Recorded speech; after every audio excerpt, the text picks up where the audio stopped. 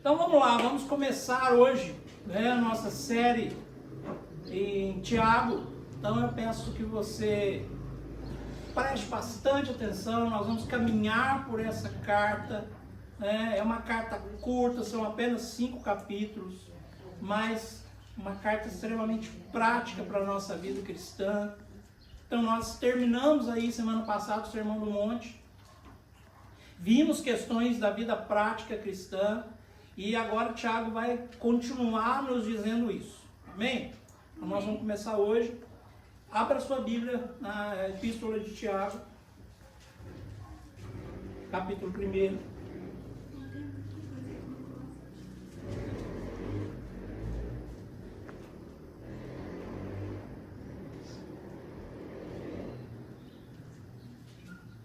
Tiago, capítulo 1, verso 1. Todos acharam? Sim. Trouxeram suas Bíblias? Vou relembrá-los. Tragam suas Bíblias. Ok? Os celulares nos distraem, gente.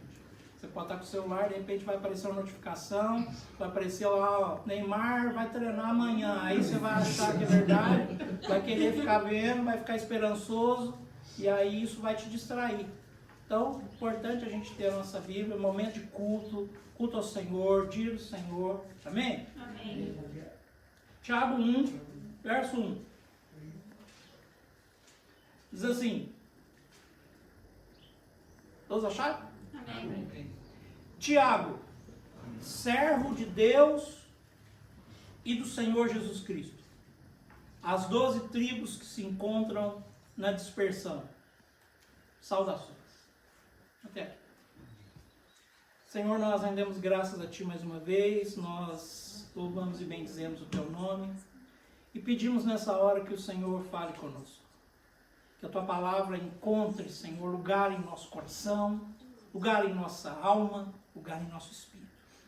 Que possamos sair daqui edificados com aquilo que a Escritura nos traz. Assim nós oramos nessa manhã, em nome de Jesus. Amém.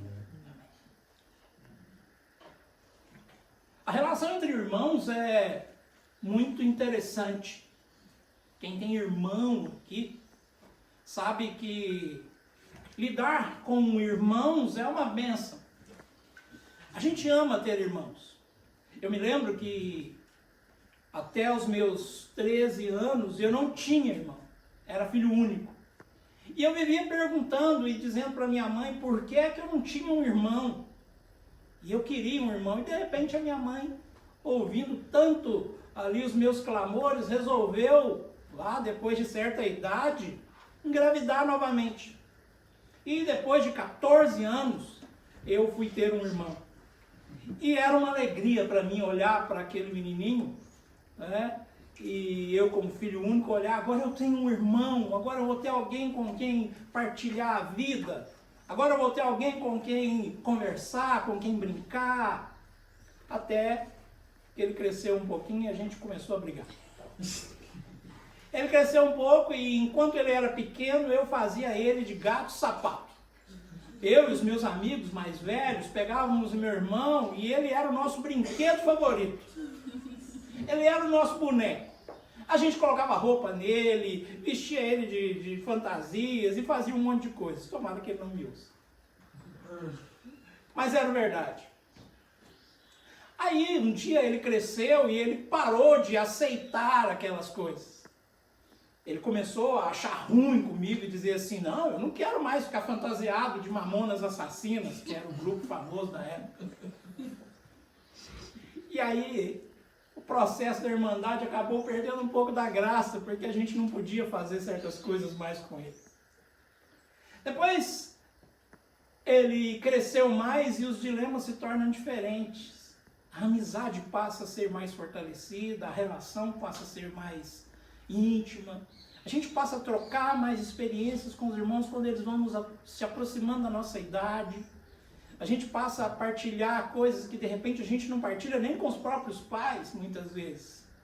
Tem irmãos que são verdadeiros amigos. Tem irmãos que são verdadeiros confidentes, pessoas em que a gente confia de verdade.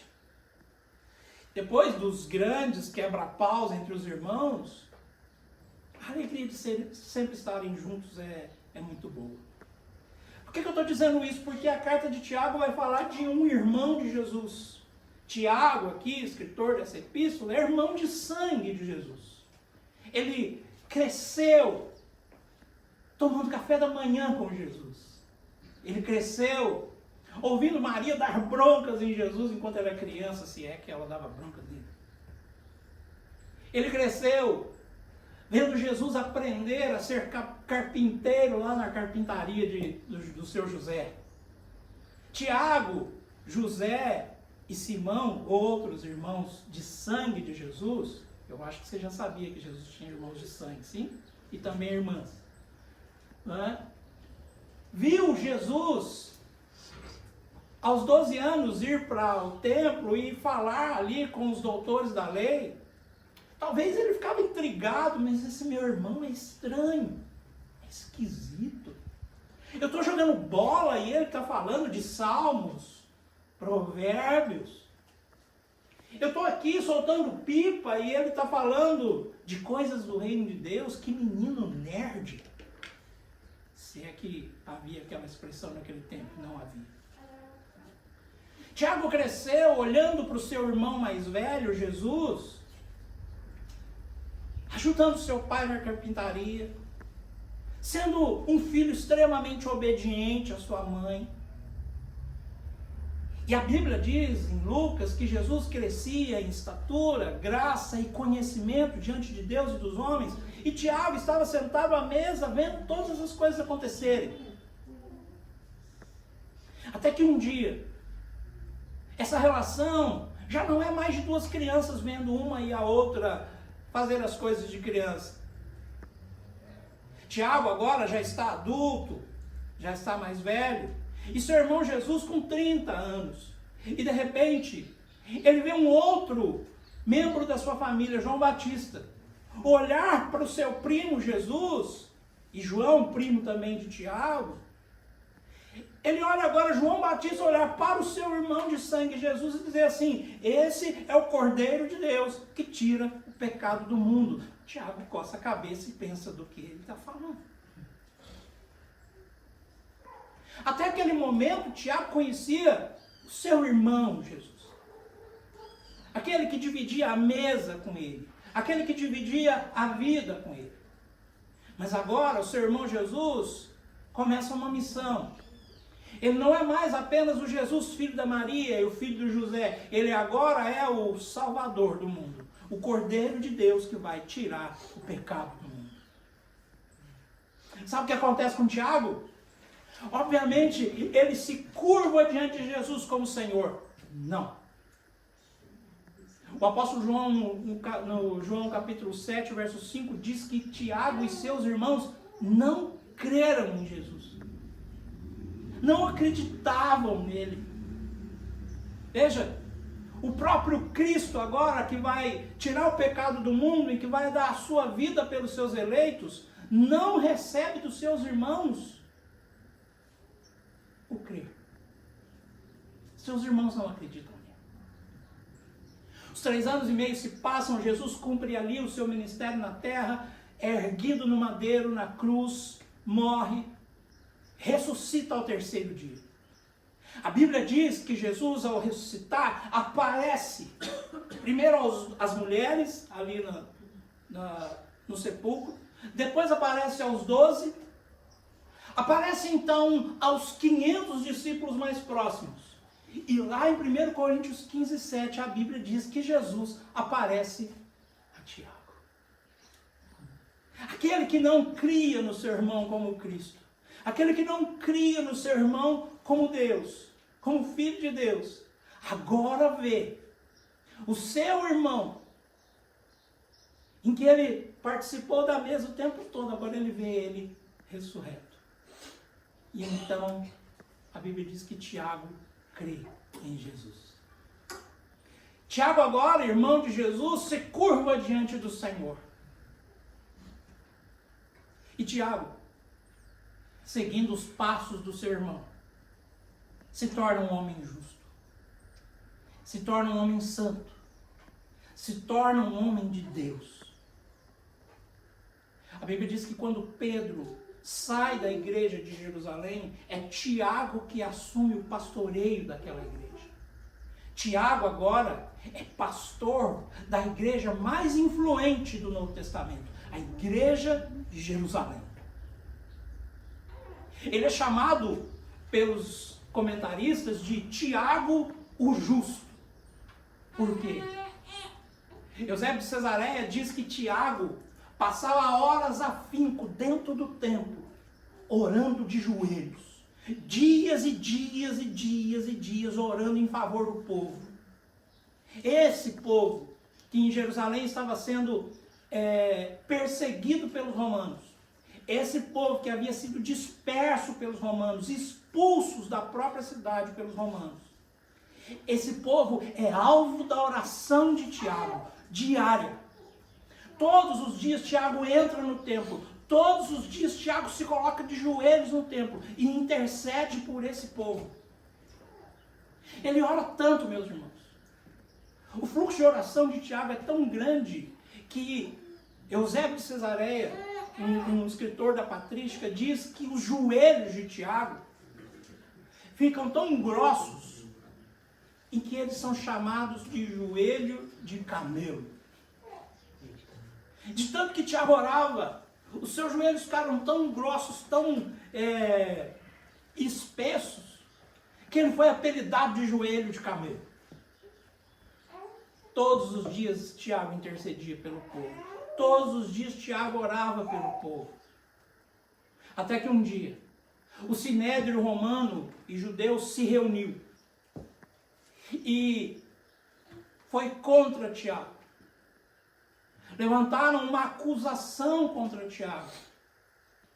E disseram a Tiago que ele deveria negar a Cristo Jesus.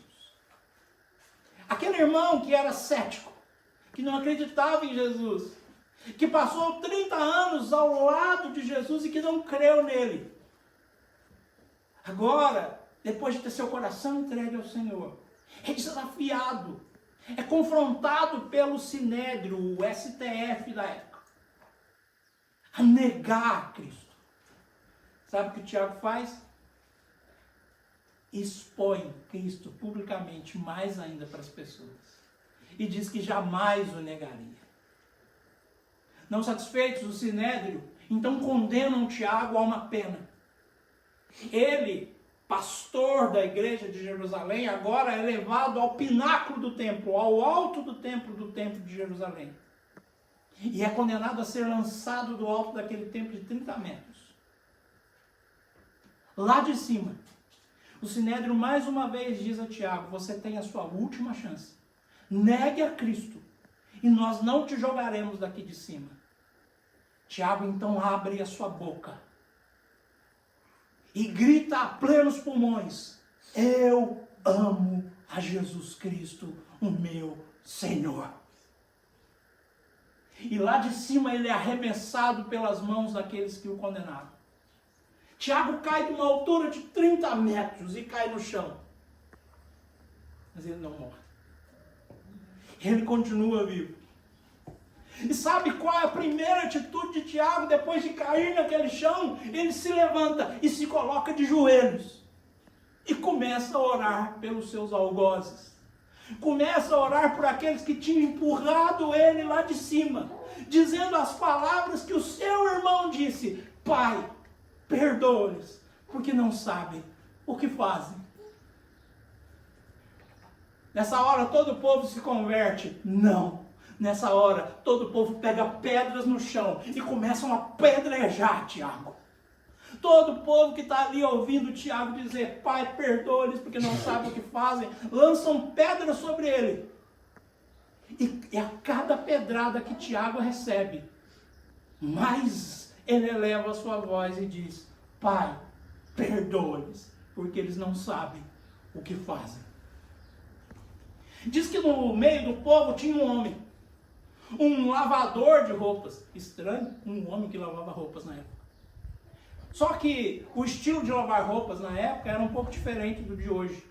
Ele não tinha uma máquina Brastemp, ele não tinha amaciante, ele não tinha sabão em pó. Assim como as mulheres mais antigas sabem que lavavam roupas nos rios, eles lavavam roupa assim. Só que eles tinham um grande pedaço de madeira grande que eles batiam a roupa para sair a sujeira e secar. Aquele homem que lavava a roupa estava do lado daquela multidão, então ele pega o seu taco ali de lavar roupa e, não satisfeito com aqueles irmãos que estão apedrejando Tiago, ele vai lá e dá uma paulada na cabeça de Tiago. E aí ele morre. Esse grande homem de Deus chamado Tiago morreu sem negar por um minuto quem era Cristo Jesus.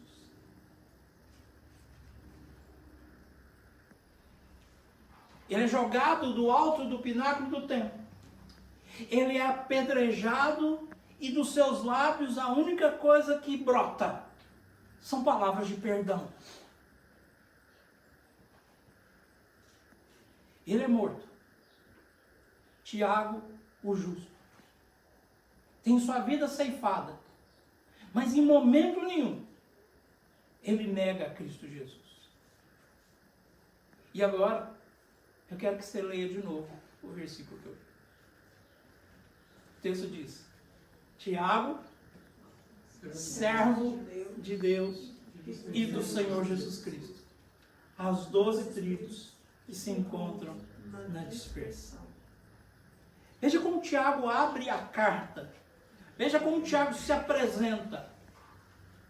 Veja como ele expressa a sua apresentação ao povo para quem ele está escrevendo. Ele diz: Tiago, servo de Deus e do Senhor Jesus Cristo. Veja, meus irmãos, Tiago, como eu disse, era pastor da maior igreja ali, da igreja de Jerusalém. Ele tinha uma credencial que talvez muitos gostariam de ter. Ele podia se apresentar como Tiago, irmão de sangue de Jesus Cristo. Olha, eu não sou como os outros apóstolos, que só conheceram a Cristo depois que foram chamados por Ele. Eu não sou como os demais apóstolos, que tinham uma certa intimidade com Cristo depois que Cristo começou o seu ministério, depois dos 30 anos. Não, não. Eu conheço Cristo desde criança. Eu caminho com Ele desde pequeno. Eu sou Tiago, irmão de sangue de Jesus. Mas não. Não é assim que ele se apresenta. Ele diz: meu nome é Tiago, servo de Deus e do Senhor Jesus Cristo. Preste atenção, por que ele usa essas duas expressões, irmãos? Servo de Deus e de Jesus Cristo. No Antigo Testamento, os grandes homens de Deus, Moisés, Elias, Davi, Salomão, sempre se identificaram como servos de Deus.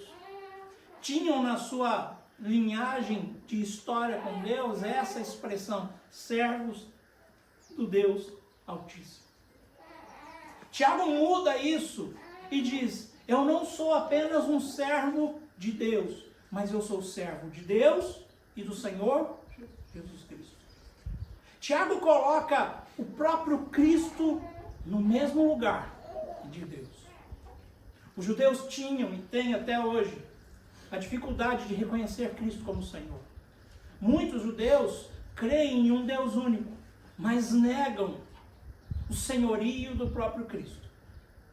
E ao abrir a sua carta, que está sendo escrita para esses judeus que estão dispersos, a primeira coisa que Tiago faz é dizer que ele é servo de Deus e também do Senhor Jesus Cristo.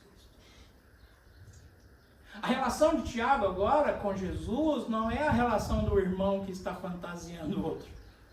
Não é a relação do irmão que briga com o outro e que não ouve mais o outro. Tiago agora olha para o seu irmão Jesus Cristo e se coloca numa posição de servo. Ele não olha para si apenas para dizer: eu sou irmão de Jesus, mas eu sou servo. Servo de Deus e servo de Jesus Cristo. Essa palavra servo aqui, meus irmãos, no grego é doulos. E ela significa escravo. E o escravo naquela época era aquele que era totalmente entregue ao seu senhor. Nós vivemos num país que já venceu a escravidão.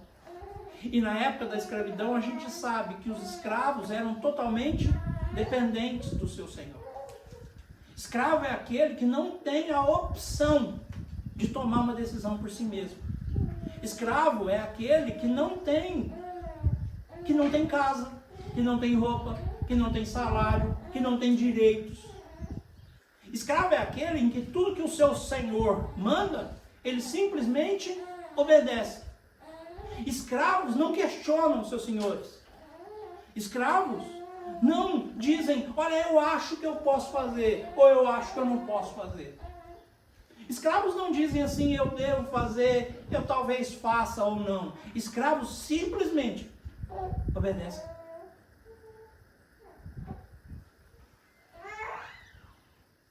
Esse é o nome que Tiago está dando para si mesmo.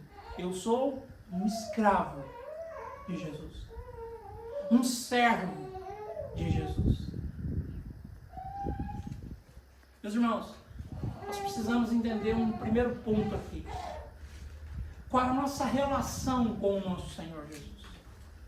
O primeiro ponto para a gente começar a compreender Tiago é entender a nossa verdadeira relação com Jesus Cristo. Infelizmente, a igreja contemporânea deturpou essa relação. Maquiou essa relação, transformou essa relação numa relação falsificada. Para muitas pessoas, em muitas igrejas, Jesus é só alguém que está ali para satisfazer as suas vontades. As igrejas e algumas pessoas não consideram Jesus mais como seu Senhor, mas como seu servo.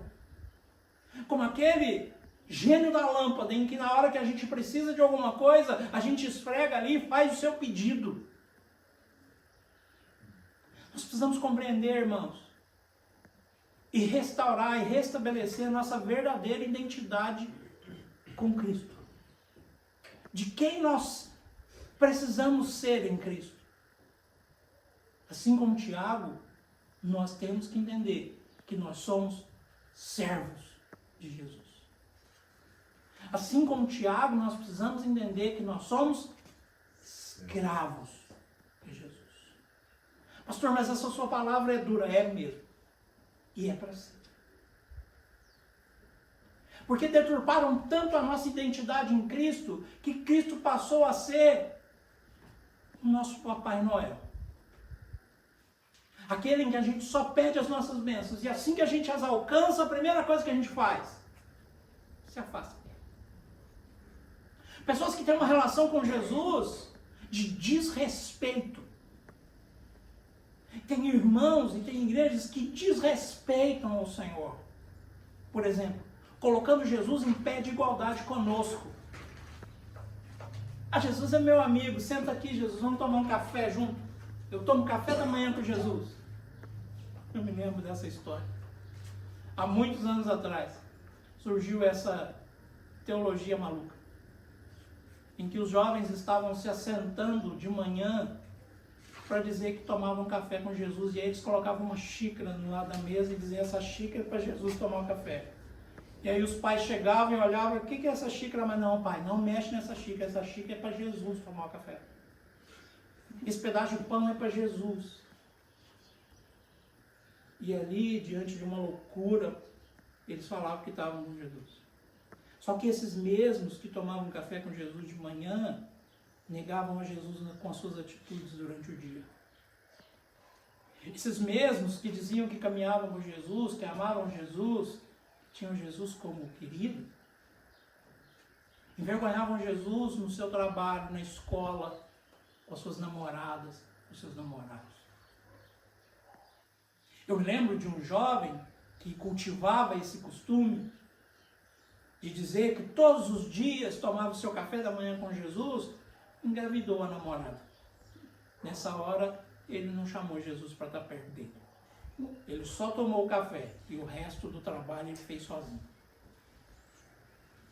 Estou te chamando a atenção porque talvez a gente não faça esse absurdo e óbvio que não fazemos. Mas talvez a nossa relação com Cristo tenha sido maquiada, equivocada. Talvez eu e você tenhamos olhado para Jesus e pensado que Ele é só aquele que vai atender as nossas demandas do dia a dia. Que Ele é aquele em que a gente vai buscar só quando a gente precisa de algo. Só quando a gente está carecendo de um milagre. Só quando a gente está carecendo de um problema que a gente não consegue resolver. Aí a gente se lembra de Jesus. Não, meus irmãos. Tiago está nos mostrando que o nosso papel, a nossa relação com Ele, é de servos. E assim como eu expliquei, o servo aqui é escravo. E o escravo simplesmente obedece tudo que o Senhor manda fazer. Escravos e servos não questionam as ordens do seu Senhor. Mas eu te digo, eu chamo você a uma reflexão aqui essa manhã. Quantas vezes a gente ama Jesus, diz que ama Jesus, canta que ama Jesus. Hoje a Cris estava ouvindo um louvor e eu estava escutando de longe, porque ela ouve no volume 150.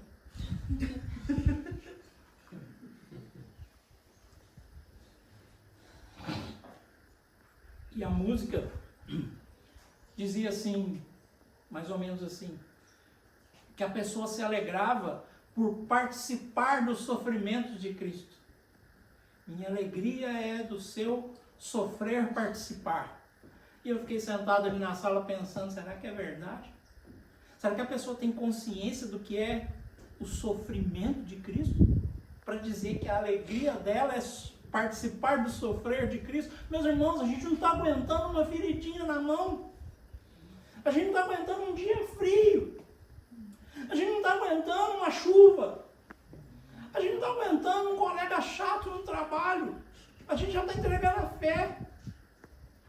Aí a gente olha e vai dizer assim, Senhor, a minha alegria é participar do seu sofrimento. A gente não tem ideia do que é isso.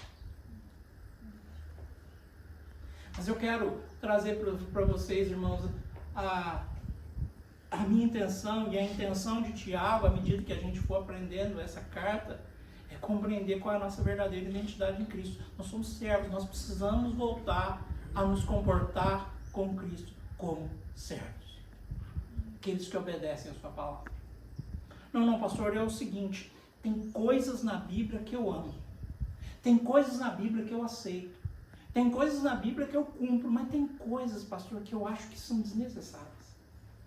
Tem coisas, pastor, na Bíblia que eu acho que não precisavam ter lá. Meu irmão, isso não é atitude de servo. Eu tenho certeza que tem coisas lá no seu trabalho que você não concorda. Eu também tenho.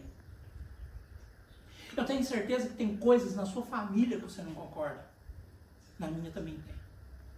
Eu tenho certeza que tem coisas no nosso governo que você não concorda. E eu também não. E o que mais tem hoje, depois do advento das redes sociais, é gente que não concorda. Não é verdade? Posta lá na rede social. Hoje o dia está lindo. Vai ter alguém que vai colocar um comentário. Não está tão lindo assim. Posta lá na rede social. Casamento é a melhor coisa do mundo. Vai ter alguém que vai comentar. Imagina, casamento não é bom. Sempre tem alguém do contra, não tem? Qualquer coisa que você coloca hoje, qualquer coisa que você posta, vai sempre ter alguém dizer que não é bem assim. E infelizmente isso tem acontecido com a palavra de Deus. Infelizmente, em muitas igrejas tem pessoas sentadas, ouvindo a exposição das Escrituras e dizendo assim, não é bem assim.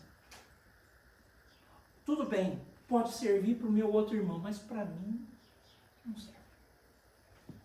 Para mim não é assim, meus irmãos.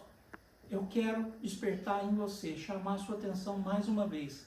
A nossa posição em Cristo Jesus é de servos. Nós precisamos compreender isso, meus irmãos. Nós precisamos restaurar isso nas nossas vidas. Nós precisamos compreender isso, que o fruto da nossa relação com Cristo é de servos. É interessante que tem algumas pessoas que pegam um texto bíblico, quando Jesus olha para os seus discípulos e diz assim: eu já não vos chamo servos, mas vos chamo amigos. E ele diz assim, tá vendo? O próprio Jesus disse isso. Ele não chama mais seus discípulos de servos, mas sim de amigos. E eu sou amigo de Jesus. Não tire o texto fora do contexto. Servos são aqueles que vão dar a sua vida por aquilo que o seu Senhor mandar. Servos são aqueles que não têm direito. Meus irmãos, quantas vezes nós nos debruçamos tanto só naquilo que a gente acha e julga que tem direito, não é verdade? A gente quer o tempo todo brigar pelos nossos direitos. Tudo bem, meus irmãos, não é errado. A gente tem que fazer isso na esfera civil, a gente tem que fazer isso na esfera pública, mas no Evangelho a gente só tem um direito. Qual que é? Eu acho que vocês já aprenderam nas 2 aulas de quarta. Diante do Evangelho, nós só temos um direito. Qual é? O inferno. Tem uma música que eu cantava antigamente, eu tenho certeza que você também cantava, que dizia assim: restitui, eu quero de volta o que é meu. Aí eu cantava em plenos pulmões, sem entender que restituir aquilo que era meu é o inferno. Eu quero de volta o que é meu, é o inferno. Por isso que a música é importante, abrindo um parênteses, por isso que a música é importante para a igreja. Por isso que o canto congregacional é importante para a igreja. Por isso que a escolha de bons louvores é importante para a igreja, para a gente não fazer coisa errada. Fechei parênteses. Como servos, nós precisamos olhar para Cristo, compreender que tudo que Ele nos diz, através da sua palavra, é aquilo que nós temos que fazer, irmãos. Amém? Amém. Tem aqui vários que são pais e mães, que têm filhos. A Alice e a Isabela ainda não têm compreensão sobre obediência. Quando o Otávio e Vanilla dizem para Alice, não faça isso, ela não tem compreensão ainda, ela não sabe.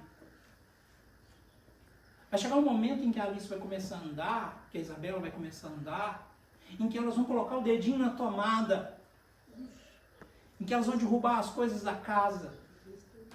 Nesse momento, o Otávio com a Vanilla vão dizer para a Alice, não pode pôr o dedinho na tomada. O que a Alice vai fazer? Porque não tem consciência. Agora, imagine eu dizendo para o João Pedro, não pode, João Pedro, colocar o dedo na tomada. Se o João Pedro colocar o dedo na tomada, o que eu devo fazer com ele? Não fale. Não fale. Caps. Qual a diferença do João Pedro para Alice e para Isabela? Como cristãos, todos nós aqui já temos consciência de quem somos. Todos nós aqui já temos consciência do que devemos fazer. Mas, por exemplo, eu posso dizer ao João Pedro, não ande a 150 km no carro. E eu já vi vídeo dele a 150 km no carro. Significa que ele ouviu a instrução, mas não obedeceu. Estou dizendo isso porque com Cristo a gente age assim muitas vezes, irmãos. Nós temos consciência que somos servos dele. Temos consciência que devemos obedecê-lo. Mas mesmo assim, não praticamos. Tiago é um livro uma carta que vai nos falar sobre prática da vida cristã. Mas por que eu estou falando só do verso 1 aqui hoje? Para a gente entender, primeiro, quem era esse homem, esse gigante da fé, Tiago, irmão de Jesus. Para entender quem Tiago foi, servo de Deus e do Senhor Jesus Cristo. Para que a gente olhe para a gente e compreenda quem nós devemos ser. Porque aí sim, depois que a gente entender que a gente precisa ser servo, irmãos, tudo que a gente lê em Tiago, a gente precisa ler sobre essa ótica. Eu sou servo. Por isso que eu estou gastando tempo só com o verso 1 hoje aqui. para que a partir do próximo domingo, quando a gente for falar do primeiro tema, que são as provações, é olhar para as provações com a cosmovisão, com a ótica de servos. Aqui está uma grande diferença, irmãos. Eu posso olhar para a provação como Senhor. Imagina eu olhar para a tribulação da vida como alguém que está no alto, como Senhor da própria vida. Qual é a minha reação? Não aceitar. É dizer, eu não aceito isso. E aí entra de novo uma teologia que existia antigamente. Nem sei se existe ainda até hoje. Dos chamados deterministas. Lembra? Alguém dizia assim, você precisa se levantar em oração e dizer, eu determino que essa doença saia da minha vida. Já ouviram isso? O pessoal mais novo nunca ouviu, eu já ouvi. Eles diziam ali, assim, que você tinha que se levantar em oração e você estava diante de uma enfermidade, diante de uma dor, diante de um problema, diante de uma aflição e dizer, eu determino que isso saia da minha vida.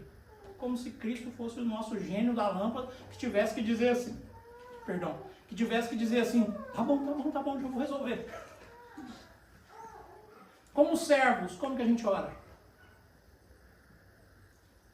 Pai, se possível, faça de mim esse cálice. Jesus, diante da sua maior provação na vida, eu falei isso quarta-feira no estudo, quem não veio perdeu. Dona Mara não veio, que o seu Demarque estava com friction. Estou brincando. Jesus, diante de uma das maiores provações da sua vida, diz, Pai, se for possível, afasta de mim esse cálice, mas que seja feita a tua vontade e não a minha. Condição de servo. Então, quando a gente começar a examinar Tiago, irmãos, a gente precisa começar a examinar com essa ótica. Nós somos servos. Para quem Tiago escreve? Veja a continuação do verso. Tiago, servo de Deus e do Senhor Jesus Cristo, as 12 tribos que se encontram na dispersão. Saudações. Tiago, servo de Jesus, servo de Deus, está escrevendo para as 12 tribos de Israel, para os judeus que estão dispersos, que estão longe agora da sua terra natal, que estão dispersos para outras terras. E ali Tiago vai ensinar esses irmãos prática da vida cristã para aqueles que são peregrinos e forasteiros. Está aqui o meu segundo ponto. A minha mensagem só tem 2 pontos hoje. Primeiro, a nossa identidade em Cristo. Nós somos servos. Segundo, a nossa identidade em relação ao mundo. Se diante de Cristo a nossa identidade é de servos, qual é a nossa identidade em relação ao mundo? Somos estrangeiros e peregrinos. Veja, nós olhamos muitas vezes para Cristo e tentamos colocá-lo como nosso servo e nós como senhores dele. E muitas vezes nós invertemos essa lógica em relação ao mundo. Olhamos para o mundo e percebemos muitas vezes que o mundo é o nosso Senhor, é o nosso lugar. Olhamos para o nosso trabalho, para a nossa cidade, para as nossas coisas, para o nosso governo, para os nossos políticos e colocamos neles a esperança da nossa vida. Meu Deus do céu, esse ano, se o político X não ganhar a eleição, o Brasil está perdido. Não. A minha identidade com o mundo é de estrangeiro e peregrino. O que significa estrangeiro? É aquele que não é habitante daquele país. E o que significa peregrino? É aquele que não habita ali, aquele que está... O apóstolo Pedro vai dizer que nós somos peregrinos nessa terra. Então, meus irmãos, o meu segundo ponto aqui, para a gente entender, é que a nossa identidade é de estrangeiro e peregrino. Nós estamos aqui, mas nós não somos daqui. Jesus disse, o meu reino não é desse mundo. Qual que é a nossa visão em relação a esse mundo, O que nós devemos fazer com relação a esse mundo? Foi o próprio Jesus que nos ensinou. Vós sois sal da terra e vós sois luz do mundo. Foi o próprio apóstolo Paulo que nos ensinou, meus irmãos. Romanos 12. Abra sua Bíblia, Romanos 12. Veja o que Paulo vai nos dizer.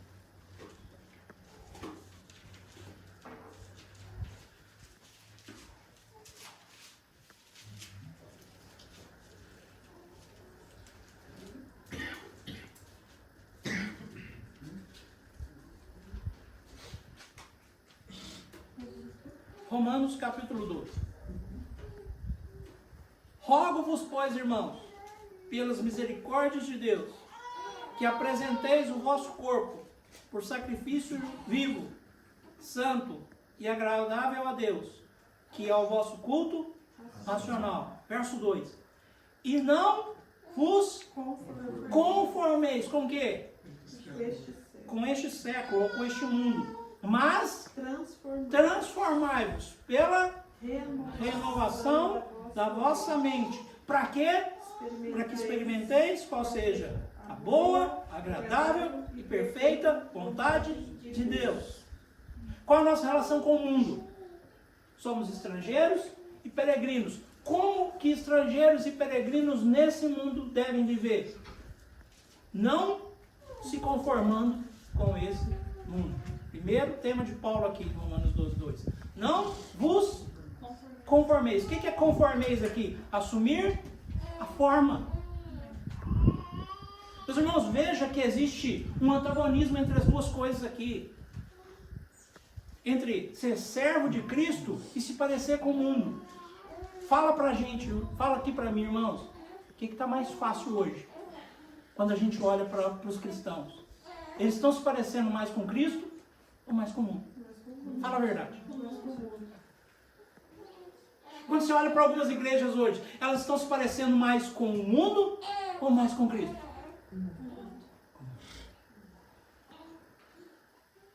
E Paulo está nos ensinando, não vos conformeis, não tome a forma do mundo. Mas não é ser um alienado, não é só dizer assim, não, tá bom.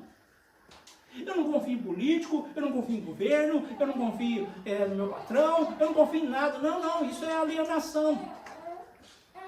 Mas o próprio Paulo vai dizer, mas transformai-vos.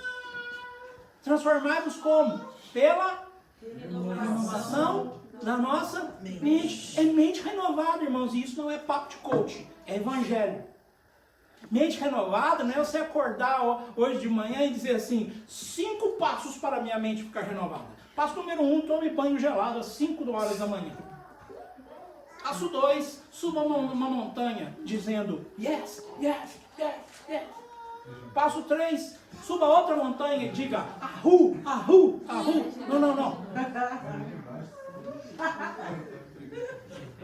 Não. Não é nada disso. Renovar a mente é ter a mente, preste atenção em mim agora, irmãos. Renovar a mente é ter a mente exposta ao Evangelho todos os dias. Renovação da mente é expor sua cabeça à leitura diária da Bíblia. É só isso, pastor Eduardo? É, só isso. Como é que eu renovo a minha mente? É lendo a Bíblia todo dia.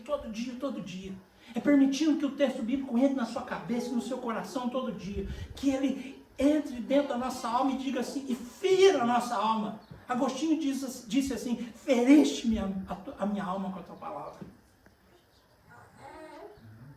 Qual é a nossa relação com o mundo? Estrangeiros? Peregrinos.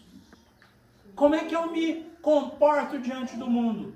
Não me conformando com ele, mas transformando a minha mente.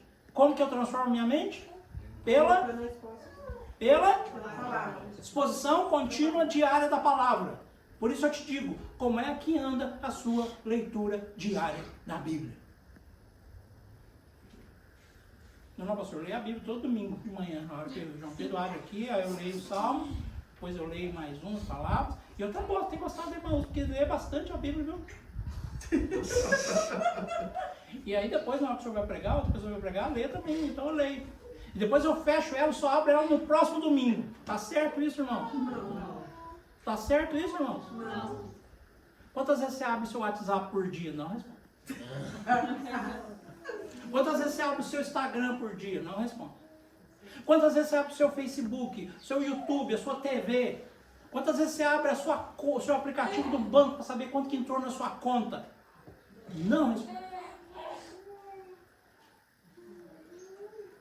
Se houvesse um aplicativo como tem no nosso celular de tempo de uso, já viu que lá no seu celular tem um tempo de uso? Será que o nosso tempo de uso da Bíblia é igual ou menor a esse? Não responda. Isso. Responda só assim, misericórdia. Que às vezes eu respondo também, misericórdia. A gente fica scrollando ali o dia inteiro. Mas quantas vezes a gente se pega dizendo assim, eu vou pensar em Romanos 12:2 essa semana. Não vos conformeis com esse mundo, mas transformai-vos pela renovação na vossa mente. Eu vou meditar nisso essa semana. Eu vou colocar essa palavra dentro de mim. Para quê? Para que a gente possa experimentar qual seja a boa, perfeita e agradável vontade de Deus. Qual a minha relação com Cristo, irmãos? Certo. Eu preciso ser Certo. servo, doulos, escravo. Servo tem direitos? Não. Servo pode escolher? Não. Preste atenção, irmãos. Não deturpe a minha palavra. Eu estou falando em relação a Cristo e a sua palavra. Tá bom? Qual é a nossa relação com o mundo? Somos peregrinos e estrangeiros. Irmãos, peregrinos é muito simples. Eu estou só de passagem. A gente tem que entender que a gente está aqui só de passagem. Que o nosso mundo não é aqui. Que tem uma terra que já foi preparada para nós, para os seus eleitos. Que tem um lugar onde Cristo vai nos receber. Em que nós nos assentaremos com Ele. Em que nós partilharemos o pão em que Ele vai nos servir. Até lá, irmãos, aqui, a gente é só estrangeiro e peregrino. Aqui, a gente está só de passagem. Então pense numa coisa. As provações e as tribulações aqui, como disse Paulo, são leves e momentâneas. Toda provação que eu e você passamos aqui são e serão sempre passageiras. Eu encerro a minha mensagem de hoje te colocando esse ponto, para que a partir do próximo domingo, quando a gente falar de provação, você vai ter que chegar aqui com outros olhos. Eu vou olhar para as provações agora com essas duas visões. Eu sou servo e eu sou estrangeiro e peregrino. Quando a provação chegar na minha vida, eu entendo, eu vou passar por ela, porque eu sou servo de Jesus Cristo. Quando a provação chegar na minha vida, eu vou entender, ela não vai ser eterna, porque eu sou só um estrangeiro e um peregrino aqui nessa terra. Amém? Amém. Deus nos abençoe. Coloque-se de pé.